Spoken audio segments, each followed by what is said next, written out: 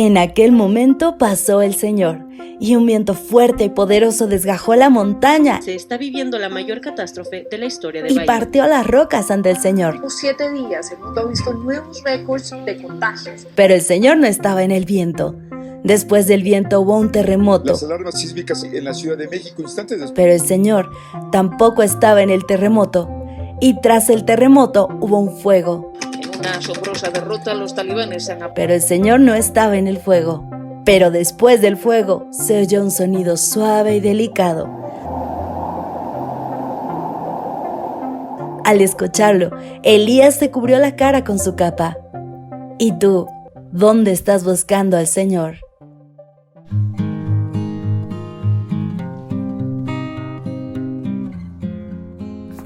¿Qué tal? Nos encontramos en esta mañana de 17 de enero. Bienvenidos todos. Vamos a comenzar nuestra reflexión de hoy del libro Ejemplos y Enseñanzas de las Escrituras de David Brizuela. Recordando que este mes, Ejemplos y Enseñanzas de los Patriarcas es nuestro tema. Así que comenzamos con hoy las pérdidas del pecado, que nos lleva a Ezequiel 16:49. Tu hermana Sodoma y sus hijas pecaron de soberbias. Era tanto el pan que tenían y tanto el tiempo que les sobraba, que no se ocuparon de dar fuerzas a los pobres y menesterosos. Ezequiel 16:49. Así como lo había hecho con Noé, Dios le comunicó a Abraham la inminente destrucción que aguardaba Sodoma y Gomorra. Aunque Abraham sabía que el pecado debía ser juzgado y sancionado, hizo lo que pudo, intercediendo en oración para que Dios los perdonara si se encontraban en ellas 10 personas justas. Tristemente, ante la mirada del gran juez, no se encontraron ni siquiera 10 justos que frenaran la ira divina y Dios la destruyó.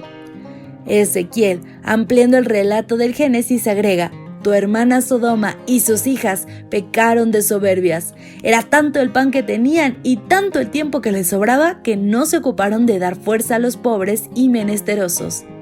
Esas ciudades, llenas de riqueza y bienestar económico, se pervirtieron dándose al pecado y a las pasiones corruptas. Actualmente no es diferente. California no es un territorio cualquiera. Cada año varios millones de habitantes se agregan a su población. Es el 6º Producto Bruto por habitante del mundo. Vive una revolución étnica. La mayoría de su población está compuesta por blancos. Sus gastos sociales son enormes.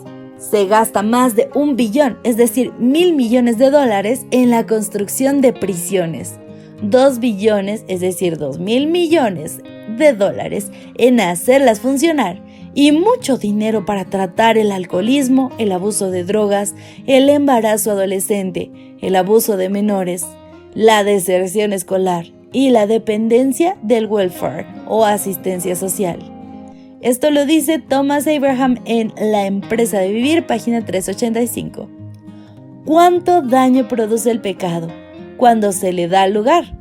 El mundo antediluviano, así como Sodoma y Gomorra, fueron destruidas por la justicia divina. En estos tiempos, estados como California pierden enormes cantidades de dinero por tener hombres que viven sin Dios. En menor escala, cada hombre y mujer que se aparta de la ley divina y se entrega al pecado, también ocasiona grandes pérdidas personales y familiares. No es posible expresar la pérdida que sufren los hijos de un hombre que abandona a su esposa por buscar placer sexual en una mujer más joven. No es posible descubrir el dolor de los padres al ver que uno de sus hijos se entrega a las drogas. No es posible manifestar la angustia que se apodera del corazón cuando una familia pierde a un ser querido por la imprudencia de un conductor ebrio. Solo en Jesús hay ganancia.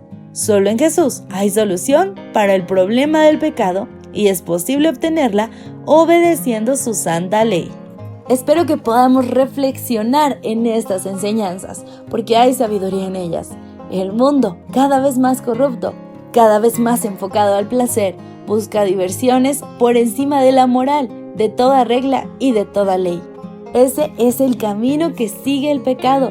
Espero que tú y yo podamos buscar la felicidad en el lugar correcto.